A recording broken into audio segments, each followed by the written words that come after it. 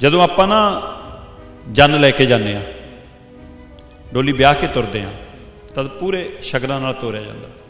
ਤੇ ਜਦੋਂ ਮੁੜਦੀ ਗੱਡੀ ਹੁੰਦੀ ਆ ਨਾ, ਸ਼ਗਨ ਫਿਰ ਪਾਉਣਾ ਪੈਂਦਾ।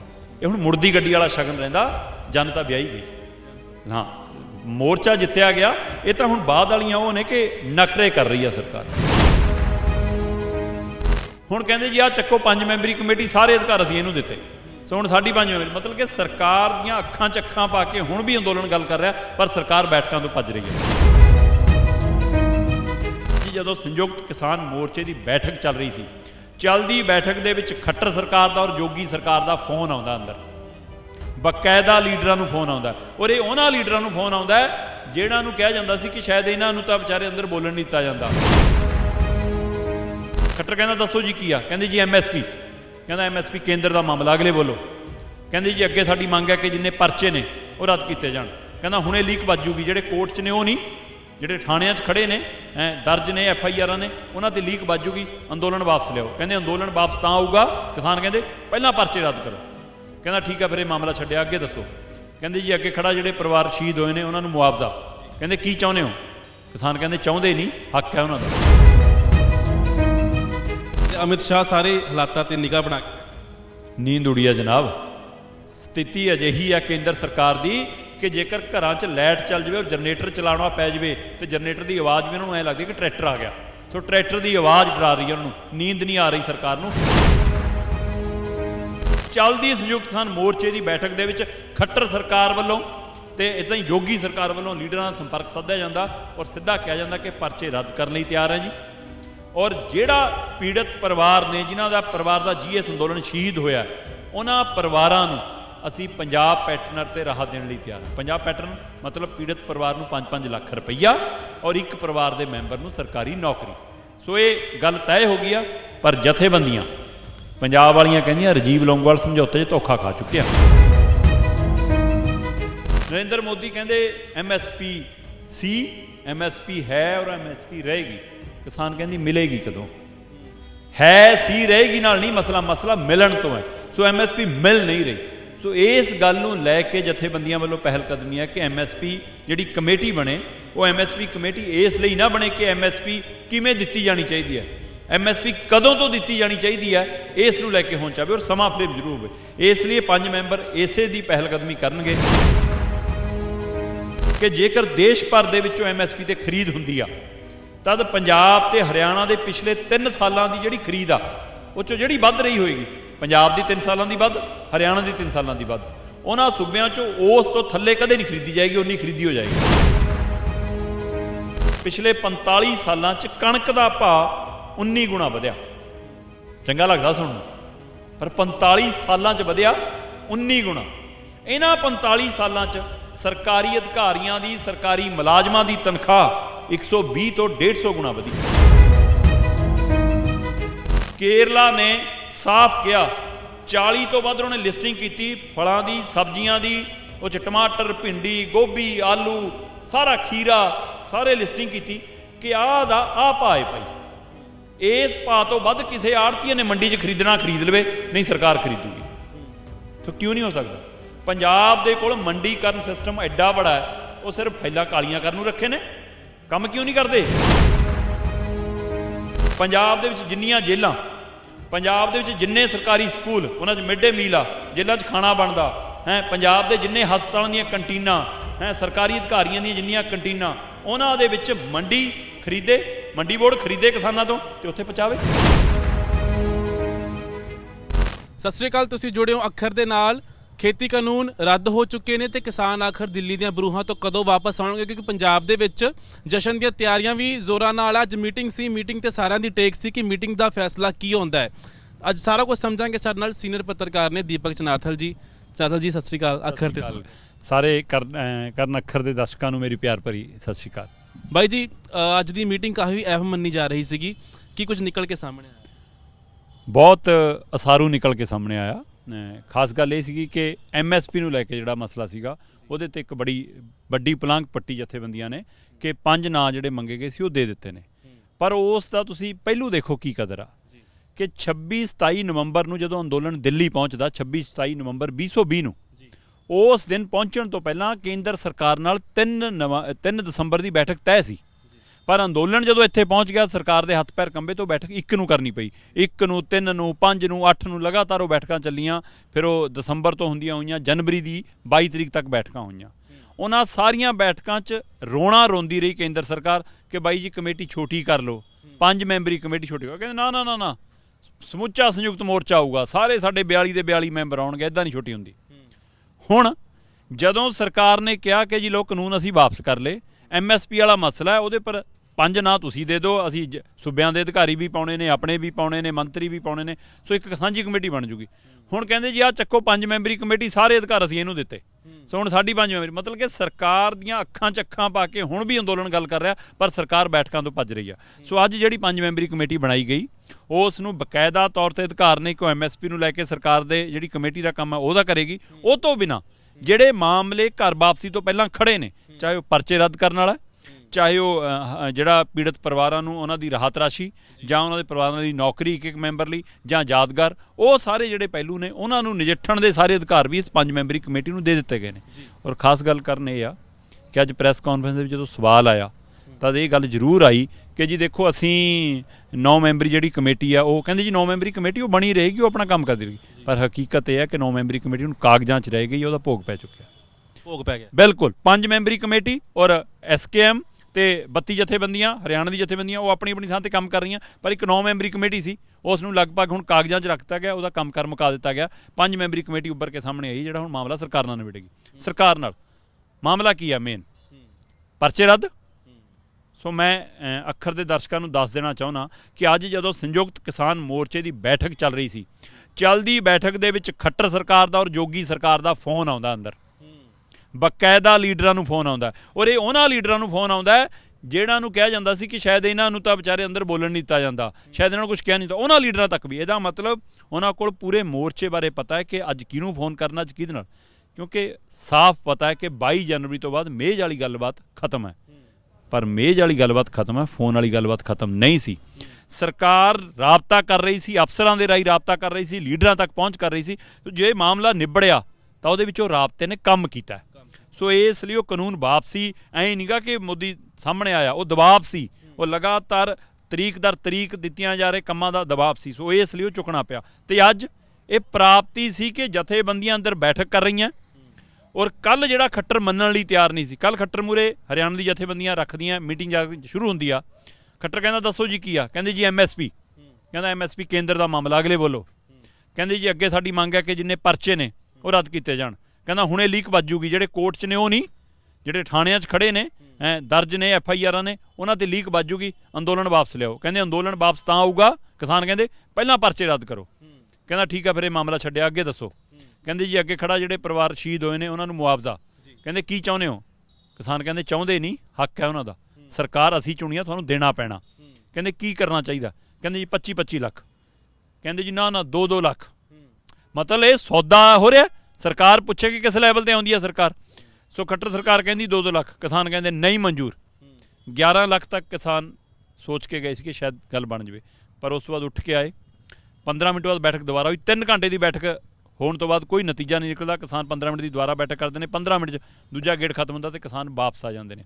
ਅੱਜ ਚੱਲਦੀ ਸੰਯੁਕਤ ਕਿਸਾਨ ਮੋਰਚੇ ਦੀ ਬੈਠਕ ਦੇ ਵਿੱਚ ਖੱਟਰ ਸਰਕਾਰ ਵੱਲੋਂ ਤੇ ਇੱਦਾਂ ਹੀ ਜੋਗੀ ਸਰਕਾਰ ਵੱਲੋਂ ਲੀਡਰਾਂ ਨਾਲ ਸੰਪਰਕ ਸਾਧਿਆ ਜਾਂਦਾ ਔਰ ਸਿੱਧਾ ਕਿਹਾ ਜਾਂਦਾ ਕਿ ਪਰਚੇ ਰੱਦ ਕਰਨ ਲਈ ਤਿਆਰ ਹੈ ਜੀ। ਔਰ ਜਿਹੜਾ ਪੀੜਤ ਪਰਿਵਾਰ ਨੇ, ਜਿਨ੍ਹਾਂ ਦਾ ਪਰਿਵਾਰ ਦਾ GS ਅੰਦੋਲਨ ਸ਼ਹੀਦ ਹੋਇਆ, ਉਹਨਾਂ ਪਰਿਵਾਰਾਂ ਨੂੰ ਅਸੀਂ ਪੰਜਾਬ ਪੈਟਰਨਰ ਤੇ ਰਾਹਤ ਦੇਣ ਲਈ ਤਿਆਰ ਹਾਂ। ਪੰਜਾਬ ਪੈਟਰਨ ਮਤਲਬ ਪੀੜਤ ਪਰਿਵਾਰ ਨੂੰ 5-5 ਲੱਖ ਰੁਪਈਆ ਔਰ ਇੱਕ ਪਰਿਵਾਰ ਦੇ ਮੈਂਬਰ ਨੂੰ ਸਰਕਾਰੀ ਨੌਕਰੀ। ਸੋ ਇਹ ਗੱਲ ਤੈਅ ਹੋ ਗਈ ਆ। ਪਰ ਜਥੇਬੰਦੀਆਂ ਪੰਜਾਬ ਵਾਲੀਆਂ ਕਹਿੰਦੀਆਂ ਰਾਜੀਵ ਲੌਂਗੋਵਾਲ ਸਮਝੌਤੇ 'ਚ ਧੋਖਾ ਖਾ ਚੁੱਕੇ ਆ। ਸੋ ਇਸ ਲਈ ਚਾਹੇ ਪਰਚਿਆਂ ਵਾਲਾ ਮਾਮਲਾ ਹੋਵੇ, ਚਾਹੇ ਮੁਆਵਜ਼ਿਆਂ ਵਾਲਾ ਮਾਮਲਾ ਹੋਵੇ, ਚਾਹੇ 3 ਕਾਨੂੰਨਾਂ ਵਾਲਾ ਮਾਮਲਾ ਹੋਵੇ, ਚਾਹੇ MSP ਵਾਲਾ ਮਾਮਲਾ ਹੋਵੇ, ਹੁਣ ਕੱਚੀ ਗੋਲੀਆਂ ਨਹੀਂ ਖੇਡਾਂਗੇ, ਲਿਖਤ ਨੂੰ ਪੜ੍ਹਾਂਗੇ, ਜੋ ਕਿਹਾ ਜਾ ਰਿਹਾ ਉਹ ਲਿਖਿਆ ਜਾ ਰਿਹਾ ਕਿ ਨਹੀਂ। ਇਸੇ ਤਰ੍ਹਾਂ ਹਰਿਆਣਾ ਦੀ ਜਥੇਬੰਦੀਆਂ ਕਹਿੰਦੀਆਂ ਜਾਟ ਅੰਦੋਲਨ 'ਚ ਧੋਖਾ ਖਾ ਚੁੱਕੇ ਆ, ਅੰਦੋਲਨ ਮੁੱਕ ਗਿਆ, ਸਮਝੌਤਾ ਹੋ ਗਿਆ, ਪਰਚੇ ਅਜੇ ਤੱਕ ਖੜੇ ਨੇ, ਜਾਟ ਤਰੀਕਾਂ ਭੁਗਤ ਰਹੇ ਨੇ। ਸੋ ਇਸ ਵਾਰ ਉਵੇਂ ਨਹੀਂ ਹੋਊਗਾ, ਪਹਿਲਾਂ ਪਰਚਿਆਂ ਦੀ ਲੀਕ ਵੱਜੂਗੀ ਫਿਰ ਅੰਦੋਲਨ ਉੱਠੇਗਾ। ਸੋ ਇਸ ਲਈ 2 ਮਾਮਲੇ ਅੱਜ ਸਰਕਾਰ ਝੁਕ ਗਈ ਆ। ਔਰ ਹੋ ਸਕਦਾ ਹੈ ਕਿ ਜਦੋਂ ਤੱਕ ਆਪਣੀ ਇਹ ਵੀਡੀਓ ਦਰਸ਼ਕਾਂ ਤੱਕ ਜਾਵੇ ਤਦ ਤੱਕ ਇਹ ਖੁਸ਼ਖਬਰੀ ਬਾਹਰ ਆ ਚੁੱਕੀ ਹੋਵੇ। ਇਸ ਸਮੇਂ ਵੀ ਜਿਸ ਨੇ ਆਪਾਂ ਹਨੇਰੀ ਰਾਤ 'ਚ ਕੁੰਡਲੀ ਬਾਰਡਰ 'ਤੇ ਬੈਠ ਕੇ ਰਿਕਾਰਡ ਕਰ ਰਹੇ ਹਾਂ, ਤਦ ਵੀ ਅਫਸਰਾਂ ਔਰ ਲੀਡਰਾਂ ਵਿਚਾਲੇ ਤਾਲਮੇਲ ਚੱਲ ਰਿਹਾ ਕਹਿੰਦੇ ਅਮਿਤ ਸ਼ਾਹ ਸਾਰੇ ਹਾਲਾਤਾਂ ਤੇ ਨਿਗਾਹ ਬਣਾ ਕੇ ਬੈਠੇ ਹੈਗੇ। ਨੀਂਦ ਉੜੀ ਆ ਜਨਾਬ। ਸਥਿਤੀ ਅਜਿਹੀ ਆ ਕੇਂਦਰ ਸਰਕਾਰ ਦੀ ਕਿ ਜੇਕਰ ਘਰਾਂ 'ਚ ਲਾਈਟ ਚੱਲ ਜਾਵੇ ਔਰ ਜਨਰੇਟਰ ਚਲਾਉਣਾ ਪੈ ਜਾਵੇ ਤੇ ਜਨਰੇਟਰ ਦੀ ਆਵਾਜ਼ ਵੀ ਉਹਨਾਂ ਨੂੰ ਐਂ ਲੱਗਦੀ ਕਿ ਟਰੈਕਟਰ ਆ ਗਿਆ।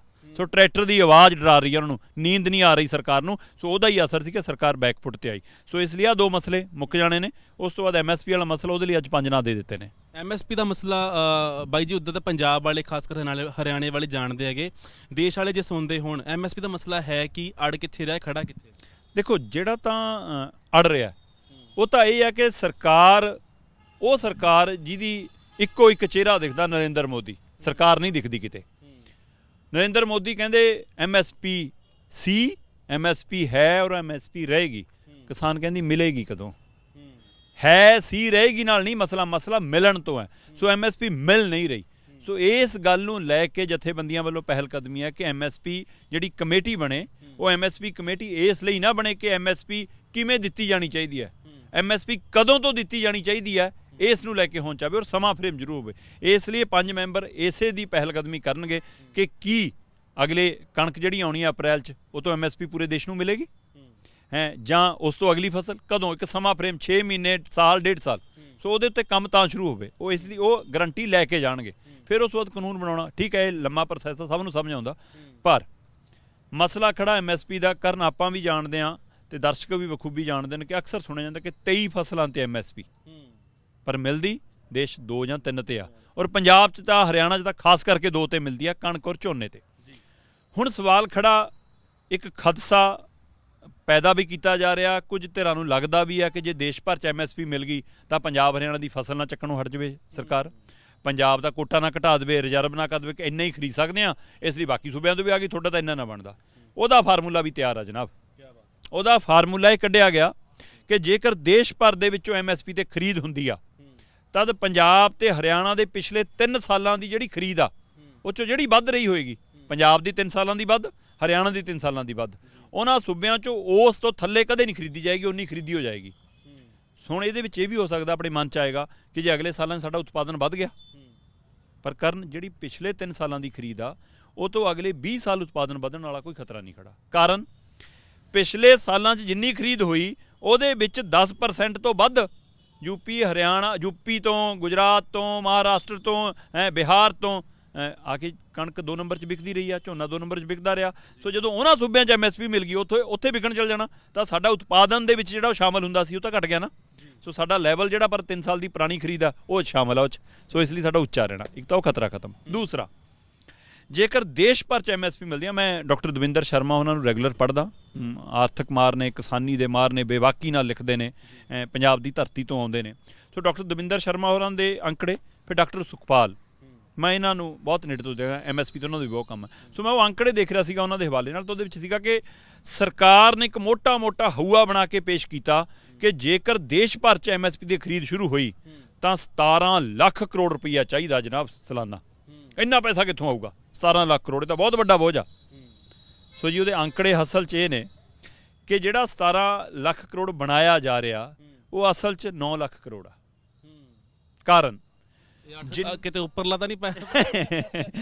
ਉਹਦੇ ਵਿੱਚ ਇਹ ਆ ਕਿ ਸਰਕਾਰ ਕੀ ਲਾ ਰਹੀ ਆ ਕਿ ਜਿਹੜੀ ਕੁੱਲ ਜ਼ਮੀਨ ਪਈ ਆ ਉਹ ਸਾਰੇ ਦੀ ਪੈਦਾਵਾਰ ਔਸਤ ਕੱਢ ਰਹੀ ਆ, ਪਰ ਉਹਦੇ ਵਿੱਚ ਕਿੰਨੀ ਬੰਜਰ ਪਈ ਆ, ਕਿੰਨੀ ਖਾਲੀ ਪਈ ਆ, ਕਿੰਨੀ ਸ਼ਾਮਲਾਟ ਦੇ ਰੂਪ 'ਚ ਜਿਹਦੇ ਪਰ ਉਤਪਾਦਨ ਨਹੀਂ ਹੋ ਰਿਹਾ, ਕਿੰਨੀ ਪਾਣੀ ਤੋਂ ਸੱਖਣੀ ਪਈ ਆ, ਕਿੰਨੀਆਂ ਉਹਦੇ ਵਿੱਚ ਮਤਲਬ ਕਿ ਇਸ ਤਰ੍ਹਾਂ ਦੀਆਂ ਜ਼ਮੀਨਾਂ ਨੇ ਜਿਹੜੀਆਂ ਵਰਤੀਆਂ ਹੀ ਨਹੀਂ ਜਾ ਰਹੀਆਂ। ਸੋ ਉਹ ਸਾਰੇ ਜਦੋਂ ਤੁਸੀਂ ਕੱਢ ਦੋਗੇ, ਫਿਰ ਜਿੱਥੇ ਬਾਗਬਾਨੀ ਆ, ਜਿੱਥੇ ਫਲ ਸਬਜ਼ੀਆਂ, ਉਹ MSP ਵਾਲੀ ਫਸਲਾਂ 'ਚ ਨਹੀਂ ਆਉਂਦੀ, ਜਿੱਥੇ ਫੁੱਲ ਉਗਾਏ ਜਾ ਰਹੇ ਨੇ, ਉਹ ਜ਼ਮੀਨ ਜਦੋਂ ਕੱਢ ਦੋਗੇ, ਉਹ ਤੋਂ ਬਾਅਦ ਜਿਹੜੀ ਜ਼ਮੀਨ ਉਤਪਾਦਨਯੋਗ ਖੇਤੀ ਵਾਲੀਆਂ ਚੀਜ਼ਾਂ, ਮਤਲਬ ਕਿ ਚਾਹੇ ਉਹ ਅਨਾਜ ਹੈ, ਚਾਹੇ ਉਹ ਦਾਲਾਂ ਹੈ, ਚਾਹੇ ਉਹ ਕਪਾਹ ਵਰਗੀਆਂ ਫਸਲਾਂ ਨੇ, ਗੰਨੇ, ਉਹ ਜਿਹੜੀਆਂ ਪੈਦਾ ਕਰਦੀਆਂ ਨੇ, ਉਹਦੇ ਲਈ ਸਿਰਫ 9 ਲੱਖ ਕਰੋੜ ਰੁਪਈਆ ਚਾਹੀਦਾ। ਹੁਣ ਜਿਹੜੀ ਇਹ ਉਤਪਾਦਨ ਆ ਜਿਹੜਾ ਮੰਡੀ 'ਚ ਜਾਂਦਾ, ਉਹਦੇ ਲਈ ਜੇ 9 ਲੱਖ ਕਰੋੜ ਰੁਪਈਆ ਸਾਲਾਨਾ ਚਾਹੀਦਾ ਤਾਂ ਇਹ ਅੰਕੜਾ ਉਹ ਬਣਦਾ ਕਿ ਇੰਨਾ ਉਤਪਾਦਨ ਦੇ ਹਿਸਾਬ ਨਾਲ। ਪਰ ਉਹ ਜਿੰਨਾ ਉਤਪਾਦਨ 9 ਲੱਖ ਕਰੋੜ ਦਾ ਹੋਣਾ ਉਹ ਸਾਰਾ ਮੰਡੀ 'ਚ ਨਹੀਂ ਜਾਣਾ। ਉਸ 9 ਲੱਖ ਕਰੋੜ ਦੇ ਉਤਪਾਦਨ 'ਚੋਂ ਕਿਸਾਨਾਂ ਨੇ ਆਪਣੇ ਘਰੇ ਖਾਣ ਲਈ ਵੀ ਰੱਖਣਾ, ਪਸ਼ੂਆਂ ਦੇ ਚਾਰੇ ਲਈ ਵੀ ਰੱਖਣਾ, ਫਿਰ ਉਹਦੇ ਵਿੱਚ ਜਿਹੜਾ ਬੀਜ ਆ ਉਹ ਵੀ ਰੱਖਣਾ। ਸੋ ਆਹ 3 ਚੀਜ਼ਾਂ ਕੱਢਣ ਤੋਂ ਬਾਅਦ 7 ਤੋਂ 8 ਲੱਖ ਕਰੋੜ ਰੁਪਈਆ ਚਾਹੀਦਾ ਸਾਲ ਦਾ। MSP ਦੇਣ ਤੇ, ਤਾਂ 7 ਤੋਂ 8 ਲੱਖ ਕਰੋੜ ਦਾ ਇੱਕ ਵਾਰ 'ਚ ਨਹੀਂ ਦੇਣਾ, ਤੁਸੀਂ ਹਾੜੀ ਸੌਣੀ ਤੇ ਦੇਣਾ। ਸੋ ਕਿੱਡੀ ਕੁ ਬੜੀ ਮਸਲਾ ਸਰਕਾਰ ਲਈ। ਸੋ ਇਹ ਜਿਹੜਾ ਖੇਡ ਆ ਇਹ ਭਰਮਾਇਆ ਯਾਰ। ਇੱਕ ਹੋਰ ਪਹਿਲੂ ਵੱਡਾ ਸਵਾਲ ਆਉਂਦਾ ਕਿ MSP ਕੀ ਲੋੜ ਆ ਜੀ, ਕਿਸਾਨ ਤਾਂ ਮੌਜਾਂ ਕਰਦੇ ਨੇ ਜੀ। ਆਹ ਪੰਜਾਬ ਵਾਲੇ ਕਿਸਾਨਾਂ ਨੂੰ ਸਾਡੇ ਨੂੰ ਦੇਖ ਕੇ ਕਹਿੰਦੇ ਨੇ ਬਾਈ ਜਿਗਰਾ ਏ। ਲਖੀਮਪੁਰ ਖੀਰੀ ਦੇ ਵਿੱਚ ਜਿਹੜੇ ਮੁੰਡੇ ਦੇ ਪਰਿਵਾਰ ਨੇ ਕਿਹਾ ਕਿ ਸਾਡਾ ਬੱਚਾ ਜਿਹੜਾ 18-19 ਸਾਲ ਦਾ ਨੌਜਵਾਨ ਸੀ, ਉਹਦੇ ਮੱਥੇ 'ਚ ਗੋਲੀ ਮਾਰੀ ਗਈ, ਔਰ ਬਾਅਦ 'ਚੋਂ ਚਾਹੇ ਉਹ ਗੋਲੀ ਵੱਜੀ ਨਹੀਂ ਵੱਜੀ, ਪਰ ਇਹ ਕੋਰਟ ਨੇ ਵੀ ਸਾਬਤ ਕੀਤਾ ਕਿ ਉਹ ਮੰਤਰੀ ਦੇ ਮੁੰਡੇ ਦੀ ਰਫਲ ਵੀ ਸੀ, ਉਹਦੀ ਰਫਲ 'ਚੋਂ ਗੋਲੀਆਂ ਵੀ ਚੱਲੀਆਂ, ਉਹਦੇ ਕੋਲ ਰਿਵਾਲਵਰ ਵੀ ਸੀ। ਸੋ ਉਹ ਮੁੰਡੇ ਕੋਲ 5 ਵਿਗੇ ਜ਼ਮੀਨ, ਕਿ ਉਹ ਆਪਣੇ 5 ਵਿਗਿਆਂ ਲਈ ਲੜ ਰਿਹਾ ਸੀ। ਸੋ ਇਸ ਲਈ ਜਿਹੜਾ ਆਹ MSP ਦਾ ਮਸਲਾ ਹੈ ਉਹਨੂੰ ਤੁਹਾਨੂੰ ਮੈਂ ਬੜੇ ਇੱਕ ਇਸੇ ਦਵਿੰਦਰ ਸ਼ਰਮਾ ਹੋਰਾਂ ਦੇ ਅੰਕੜਿਆਂ ਦੇ ਹਵਾਲੇ ਨਾਲ ਸਮਝਾ ਦਿੰਦਾ। ਪਿਛਲੇ 45 ਸਾਲ 1970 ਤੋਂ ਲੈ ਕੇ 2015 ਤੱਕ ਪਿਛਲੇ 45 ਸਾਲਾਂ 'ਚ ਕਣਕ ਦਾ ਭਾਅ 19 ਗੁਣਾ ਵਧਿਆ। ਚੰਗਾ ਲੱਗਦਾ ਸੁਣਨ ਨੂੰ, ਪਰ 45 ਸਾਲਾਂ 'ਚ ਵਧਿਆ 19 ਗੁਣਾ। ਇਹਨਾਂ 45 ਸਾਲਾਂ 'ਚ ਸਰਕਾਰੀ ਅਧਿਕਾਰੀਆਂ ਦੀ, ਸਰਕਾਰੀ ਮੁਲਾਜ਼ਮਾਂ ਦੀ ਤਨਖਾਹ 120 ਤੋਂ 150 ਗੁਣਾ ਵਧੀ। ਇਹ ਤੋਂ ਵੀ ਗਾਹਾਂ ਆ ਜਾਓ, ਯੂਨੀਵਰਸਿਟੀਆਂ, ਉਹਨਾਂ ਦੇ ਮੁਖੀ, ਉਹਨਾਂ ਦੇ ਲੈਕਚਰਰ, ਪ੍ਰੋਫੈਸਰ, ਉਹਨਾਂ ਦੇ DA 'ਚ 170 ਗੁਣਾ ਦਾ ਵਾਧਾ ਹੋਇਆ ਨਾ 45 ਸਾਲਾਂ 'ਚ। ਤੇ ਕਿਸਾਨ ਦੀ ਸਥਿਤੀ ਕਿੱਥੇ ਖੜੀ ਹੈ ਫਿਰ? ਕਿਤੇ 19 ਗੁਣਾ, ਕਿਤੇ 120 ਤੋਂ ਲੈ ਕੇ 170 ਗੁਣਾ। ਹੋਰ ਛੱਡੋ, ਸਰਕਾਰੀ ਇੱਕ A ਕਲਾਸ ਅਫਸਰ ਹੁੰਦੇ ਨੇ ਆਪਣੇ, ਜਿਨ੍ਹਾਂ 'ਚ DC ਸਾਹਿਬ, ADC ਸਾਹਿਬ, SSP ਸਾਹਿਬ, ਕਲੈਕਟਰ, ਹੈ ਨਾ, ਜਿਹੜੀਆਂ ਇਹ ਤਹਿਸੀਲਦਾਰ A ਕਲਾਸ ਅਫਸਰ ਆਉਂਦੇ ਨੇ, ਐਕਸੀਅਨ, SC, ਬੜੇ ਅਫਸਰ ਸਾਰੇ ਜਿਹੜੇ ਜਨਾਬ, ਉਹਨਾਂ ਨੂੰ ਨਾ ਸਾਲ ਦਾ 20,000 ਰੁਪਈਆ ਕੱਪੜੇ ਧੋਣ ਦਾ ਮਿਲਦਾ। ਤੇ ਕਿਸਾਨ ਦੀ ਸਾਲਾਨਾ ਔਸਤਨ ਆਮਦਨ ਦੇਸ਼ 'ਚ 20,000 ਰੁਪਈਆ। ਤੇ ਇੱਥੋਂ ਅੰਦਾਜ਼ਾ ਲਾਓ ਕਿ ਉਹਨੂੰ MSP ਕਿਉਂ ਨਹੀਂ ਚਾਹੀਦੀ। ਦੇਸ਼ ਦੇ 17 ਤੋਂ ਵੱਧ, ਦਵਿੰਦਰ ਸ਼ਰਮਾ ਹੋਰਾਂ ਦੇ ਅੰਕੜੇ ਦੱਸ ਰਹੇ ਨੇ ਕਿ ਦੇਸ਼ ਦੇ 17 ਤੋਂ ਵੱਧ ਸੂਬਿਆਂ ਦੇ ਵਿੱਚ ਕਿਸਾਨਾਂ ਦੀ ਜੇਕਰ ਔਸਤਨ ਆਮਦਨ ਕੱਢੀ ਜਾਂਦੀ ਆ ਤਾਂ ਉਹ ਸਾਲ ਦੀ 20,000 ਰੁਪਈਆ ਬਣਦੀ ਆ।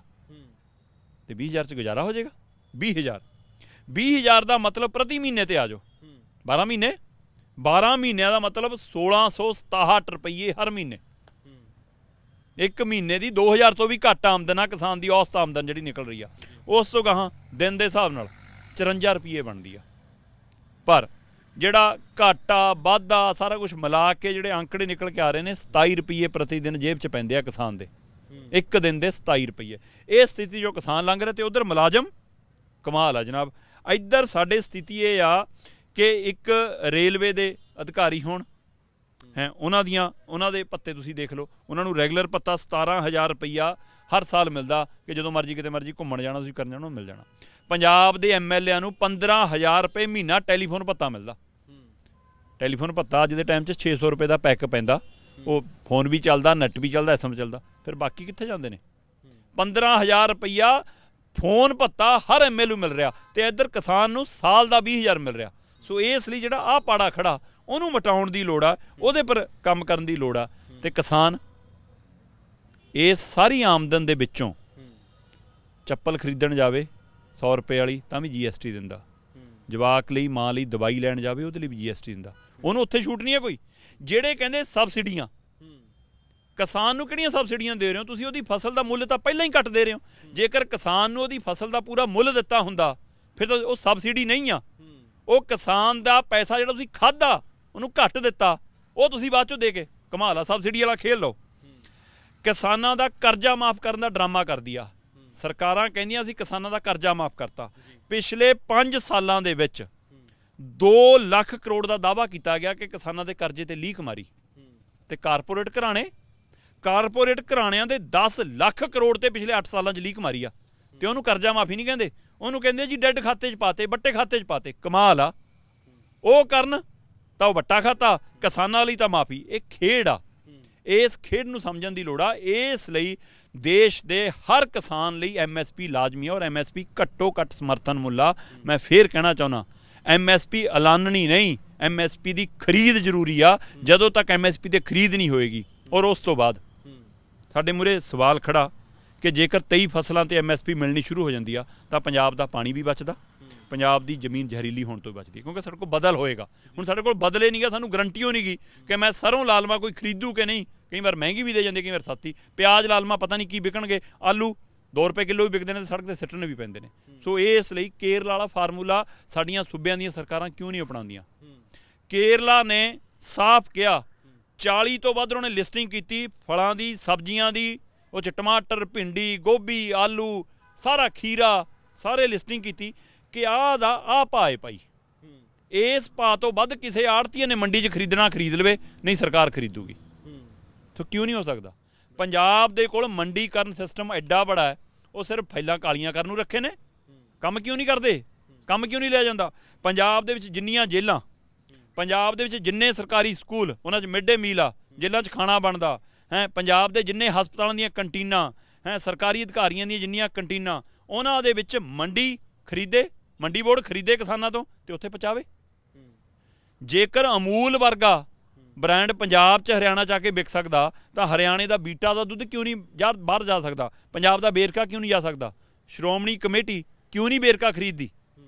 ਕਿਉਂ ਦੂਆ ਦੁੱਧ ਖਰੀਦ ਰਹੀ ਆ? ਸੋ ਇਸ ਲਈ ਆਪਣੇ ਸੂਬੇ ਦੇ ਕਿਸਾਨਾਂ ਦੇ ਲਈ ਸੂਬਿਆਂ ਦੀਆਂ ਸਰਕਾਰਾਂ ਨੂੰ ਵੀ ਪਹਿਲ ਕਦਮੀ ਕਰਨੀ ਪਏਗੀ ਔਰ ਦੇਸ਼ ਦੀਆਂ ਸਰਕਾਰਾਂ ਨੂੰ ਵੀ MSP ਦੇਣੀ ਪਏਗੀ। ਬਿਲਕੁਲ ਜਨਾਬ ਸਾਹਿਬ, MSP 'ਤੇ ਜਿਹੜੀ ਜੰਗ ਚੱਲ ਰਹੀ ਹੈਗੀ, ਕੀ ਲੱਗਦਾ ਹੈ ਜਿਸ ਤਰੀਕੇ ਨਾਲ SKM ਰਿਐਕਟ ਕਰ ਰਿਹਾ, ਜਿਹੜੀ ਰਣਨੀਤੀ ਨਾਲ, ਤੁਹਾਨੂੰ ਲੱਗਦਾ ਹੈ ਇਹ ਵੀ ਮੋਰਚਾ ਜਿੱਤਿਆ ਜਾਏਗਾ?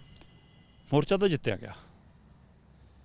ਜਦੋਂ ਆਪਾਂ ਨਾ ਜਨ ਲੈ ਕੇ ਜਾਂਦੇ ਹਾਂ, ਡੋਲੀ ਵਿਆਹ ਕੇ ਤੁਰਦੇ ਹਾਂ, ਤਦ ਪੂਰੇ ਸ਼ਗਨਾਂ ਨਾਲ ਤੋਰਿਆ ਜਾਂਦਾ, ਤੇ ਜਦੋਂ ਮੁੜਦੀ ਗੱਡੀ ਹੁੰਦੀ ਆ ਨਾ, ਸ਼ਗਨ ਫਿਰ ਪਾਉਣਾ ਪੈਂਦਾ। ਇਹ ਹੁਣ ਮੁੜਦੀ ਗੱਡੀ ਵਾਲਾ ਸ਼ਗਨ ਰਹਿੰਦਾ, ਜਨ ਤਾਂ ਵਿਆਹੀ ਗਈ। ਹਾਂ, ਮੋਰਚਾ ਜਿੱਤਿਆ ਗਿਆ। ਇਹ ਤਾਂ ਹੁਣ ਬਾਅਦ ਵਾਲੀਆਂ ਉਹ ਨੇ ਕਿ ਨਖਰੇ ਕਰ ਰਹੀ ਆ ਸਰਕਾਰ।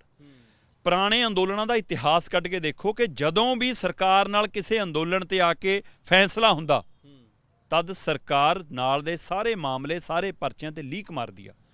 ਖੱਟਰ ਸਰਕਾਰ ਦੀ ਆਪਾਂ ਗੱਲ ਕੀਤੀ ਕਿ ਭੱਜਣ ਲਈ ਤਿਆਰ ਆ, ਲੀਕ ਸਵੇਰ ਨੂੰ ਵੱਜ ਜਾਣੀ ਆ, ਯੂਪੀ ਸਰਕਾਰ ਮੰਨ ਗਈ। ਸਵਾਲ ਉਹਦੇ ਨਾਲੋਂ ਵੱਡਾ ਖੜਾ ਦਿੱਲੀ ਦਾ ਤੇ ਚੰਡੀਗੜ੍ਹ ਦਾ। ਦਿੱਲੀ ਤੇ ਚੰਡੀਗੜ੍ਹ ਦੋਵੇਂ ਕੇਂਦਰ ਸ਼ਾਸਿਤ ਪ੍ਰਦੇਸ਼ ਨੇ ਔਰ ਦੋਵੇਂ ਸਿੱਧੇ ਅਮਿਤ ਸ਼ਾਹ ਦੇ ਅਧੀਨ ਆਉਂਦੇ ਨੇ। ਉਸ ਤੋਂ ਬਿਨਾਂ ਜਿੱਥੇ ਜਿੱਥੇ BJP ਦੀ ਸਰਕਾਰ ਆ, ਉੱਥੇ ਉੱਥੇ ਪਰਚੇ ਅਜੇ ਖੜੇ ਨੇ। ਮੋਬਾਈਲ ਤੋਂ ਲੈ ਕੇ ਸਕੂਟਰ, ਮੋਟਰਸਾਈਕਲ, ਟਰੈਕਟਰ, ਟਰੱਕ ਤੱਕ, ਟਰੈਲੀਆਂ ਤੱਕ ਥਾਣਿਆਂ 'ਚ ਜ਼ਬਤ ਨੇ ਕਿਸਾਨਾਂ ਦੀਆਂ, ਉਹ ਰਿਲੀਜ਼ ਕਰਾਉਣੀਆਂ। ਸੋ ਇਸ ਦੇ ਲਈ ਕੱਲੇ ਕੱਲੇ ਸੂਬੇ ਨੂੰ ਕਹਿਣ ਦੀ ਬਜਾਏ ਅਮਿਤ ਸ਼ਾਹ ਆਪਣੀ ਇੱਕ ਲਾਈਨ ਨਾਲ ਆਰਡਰ ਕਿਉਂ ਨਹੀਂ ਕਰਦੇ? ਗ੍ਰਹਿ ਮੰਤਰਾਲੇ ਦੇ ਮਾਲਕ ਨੇ, ਉਹਨਾਂ ਦੇ ਹੁਕਮਾਂ ਤੇ ਦਿੱਲੀ ਪੁਲਿਸ ਵੀ ਚੱਲਦੀ ਆ, ਉਹਨਾਂ ਦੇ ਹੁਕਮਾਂ ਤੇ ਚੰਡੀਗੜ੍ਹ ਪੁਲਿਸ ਵੀ ਚੱਲਦੀ ਆ, ਤੇ ਉਹਨਾਂ ਦੇ ਹੁਕਮਾਂ ਤੇ ਸੂਬੇ ਵੀ ਚੱਲਦੇ ਨੇ। ਸੋ ਇੱਕ ਆਰਡਰ ਕਰਨ ਸਾਰੇ ਪਰਚੇ ਰੱਦ ਹੋ ਜਾਣਗੇ। ਹਾਂ, ਸਾਨੂੰ ਸਮਝ ਆਉਂਦੀ ਆ ਕਿ ਕੁਝ ਮਸਲੇ ਅਜਿਹੇ ਨੇ ਜਿਨ੍ਹਾਂ ਤੋਂ ਸੰਯੁਕਤ ਮੋਰਚਾ ਵੀ ਦੂਰੀ ਬਣਾ ਕੇ ਰੱਖਣਾ ਚਾਹੁੰਦਾ, ਚਾਹੇ ਉਹ 26 ਜਨਵਰੀ ਦੇ ਸਾਰੇ ਮਾਮਲੇ ਨਹੀਂ, ਕੁਝ ਮਾਮਲਿਆਂ ਨੂੰ ਲੈ ਕੇ ਜਿਹ 'ਚ ਦੋਸ਼ ਲਾਇਆ ਜਾਂਦਾ ਕਿ ਸਾਜ਼ਿਸ਼ ਘਾੜੇ ਸੀ ਜੀ, ਸ਼ਰਾਰਤ ਕੀਤੀ ਗਈ, ਉਹਨਾਂ ਤੋਂ ਦੂਰ ਬਚਣਾ ਚਾਹੁੰਦਾ, ਜਾਂ ਕੁਝ ਜਿਹੜੇ ਸਿੱਧੇ ਅਟੈਕ ਵਾਲੇ ਮਾਮਲੇ ਨੇ ਉਹਨਾਂ ਮਾਮਲਿਆਂ 'ਚੋਂ। ਸੋ ਇਸ ਲਈ, ਕਿਉਂਕਿ ਉਹਦੀ ਫਿਰ ਆੜ ਆਏਗੀ ਲਖੀਮਪੁਰ ਖੀਰੀ ਕਿ ਫਿਰ ਜੀ ਅਸੀਂ ਵੀ ਰੱਦ ਕਰਦੇ ਹਾਂ। ਸੋ ਇਸ ਲਈ ਉਹਨਾਂ ਮਾਮਲਿਆਂ ਨੂੰ ਦੂਰ ਰੱਖ ਕੇ ਦਿੱਲੀ ਦੇ ਵਿੱਚ ਜਿਹੜੇ ਪਰਚੇ ਨੇ ਉਹ ਵੀ ਕਿਸਾਨਾਂ ਲਈ ਰੱਦ ਕਰਾਉਣਾ ਅਹਿਮ ਹੈ ਔਰ ਬਾਕੀ ਸੂਬਿਆਂ ਵਾਲੇ ਵੀ ਰੱਦ ਕਰਾਉਣਾ ਅਹਿਮ ਹੈ। ਸੋ ਇਸ ਲਈ ਇਹ ਲੜਾਈ 2 ਜਾਂ 3 ਦਿਨਾਂ ਦੀ ਖੇਡ ਆ। ਅੱਜ ਰਾਤ ਤੱਕ ਆ ਖੇਡ ਸਾਫ਼ ਹੋਣ ਜਾ ਰਹੀ ਹੈ, ਕੱਲ੍ਹ ਤੱਕ ਤਸਵੀਰ ਸਾਫ਼ ਹੋ ਜਾ ਰਹੀ ਹੈ ਔਰ 7 ਤਰੀਕ ਦੀ ਬੈਠਕ ਰੱਖੀ ਆ ਔਰ 7 ਤਰੀਕ ਵਾਲੀ ਦੀ ਬੈਠਕ ਦੇ ਵਿੱਚ ਪੂਰੀ ਆਸ ਆ। ਮੈਂ ਅੱਜ ਵੀ ਕਹਿ ਰਿਹਾ ਸੀਗਾ ਸਵੇਰ ਦਾ ਕਿ 2 ਦਿਨਾਂ ਬਾਅਦ ਸ਼ਾਇਦ ਫਤਿਹ ਮਾਰਚ ਹੋ ਸਕਦਾ। ਸੋ ਅੱਜ ਵੀ ਮੈਂ ਉੱਥੇ ਹੀ ਖੜਾ, 2 ਨਹੀਂ ਤਾਂ 30 ਦਿਨ ਆ ਜਾਵੇ, ਪਰ ਫਤਿਹ ਮਾਰਚ ਹੋਣ ਦੀ ਤਿਆਰੀ ਆ। ਕਿਸਾਨਾਂ ਨੇ ਕਮਰ ਕੱਸੇ ਕਰ ਲਏ। ਜੇਕਰ ਫੌਜਾਂ ਮੋਰਚਾ ਜਿੱਤ ਕੇ ਜਾਣ ਦੀ ਤਿਆਰੀ 'ਚ ਕਰਨ ਤਾਂ ਤੋਪਾਂ ਦੇ ਮੂੰਹ ਅਖੀਰਲੇ ਸਮੇਂ ਤੱਕ ਦੁਸ਼ਮਣ ਵੱਲ ਖੜੇ ਰੱਖਦੇ ਨੇ। ਸੋ ਜੇ ਤੋਪਾਂ ਦੇ ਮੂੰਹ ਖੜੇ ਨੇ, ਇਹਦਾ ਮਤਲਬ ਇਹ ਹੈ ਕਿ ਅਸੀਂ ਸਮਾਨ ਬੰਨਣਾ ਜੇ ਸ਼ੁਰੂ ਕੀਤਾ, ਤਾਂ ਮਤਲਬ ਇਹ ਨਹੀਂ ਗਾ ਕਿ ਅਸੀਂ ਸਾਰਾ ਕੁਝ ਪੈਕ ਕਰ ਲਿਆ, ਤੋਪ ਅਜੇ ਤਿਆਰ ਆ। ਸੋ ਇਸ ਲਈ ਮੋਰਚਾ ਇੱਕ ਤੋਪ ਹੈ। ਜਦੋਂ ਜਦੋਂ ਸਰਕਾਰ ਕੋਤਾਹੀ ਕਰੇਗੀ ਤਦ ਉਹ ਮੋਰਚਾ ਸਾਹਮਣੇ ਆਏਗਾ। ਇਸ ਲਈ ਆਉਂਦੇ 2 ਦਿਨਾਂ ਦੇ ਵਿੱਚ ਆ ਬਾਕੀ ਰਹਿੰਦੀਆਂ ਗੱਲਾਂ ਵੀ ਸਾਫ਼ ਹੋ ਜਾਣਗੀਆਂ। MSP ਦੀ ਕਮੇਟੀ ਦੀ ਰੂਪਰੇਖਾ, ਉਹਦੀ ਸਮਾਂ ਹੱਦ, ਉਹਦਾ ਢੰਗ ਤਰੀਕਾ ਸਾਹਮਣੇ ਆ ਜਾਏਗਾ ਔਰ ਪਰਚਿਆਂ ਦੇ ਲੀਕ, ਸਮਝੌਤੇ, ਇਹ ਸਾਰੇ ਤੇ ਪਰਿਵਾਰਾਂ ਲਈ ਰਾਹਤ ਰਾਸ਼ੀ ਉਹ ਪੰਜਾਬ ਵਾਲੇ ਪੈਟਰਨ ਦੇ ਆਧਾਰ 'ਤੇ ਸਾਹਮਣੇ ਆ ਜਾਏਗੀ। ਤੇ ਉਸ ਤੋਂ ਬਾਅਦ ਫਿਰ ਹੋ ਸਕਦਾ ਹੈ 2 ਜਾਂ 3 ਦਿਨਾਂ ਬਾਅਦ 8 ਤਰੀਕ ਜਾਂ 9 ਤਰੀਕ ਉਹ ਫਤਿਹ ਮਾਰਚ ਦੇ ਰੂਪ 'ਚ ਕਾਫਲੇ ਜਿੱਤ ਦੇ ਝੰਡੇ ਲੈ ਕੇ, ਜਿਹੜੇ ਰੋਸ ਵਾਲੇ ਝੰਡੇ ਆਏ ਸੀ ਨਾ, ਉਹ ਫਿਰ ਜਿੱਤ ਵਾਲੇ ਝੰਡੇ ਲਹਿਰਾ ਕੇ ਜਾਣਗੇ ਔਰ ਇੱਕ ਨਵਾਂ ਇਤਿਹਾਸ ਸਿਰਜ ਕੇ ਇੱਥੋਂ ਜਾਣਗੇ। ਬਹੁਤ ਬਹੁਤ ਧੰਨਵਾਦ, ਤੁਸੀਂ ਗੱਲਬਾਤ ਕੀਤੀ। ਬਹੁਤ ਬਹੁਤ ਸ਼ੁਕਰੀਆ।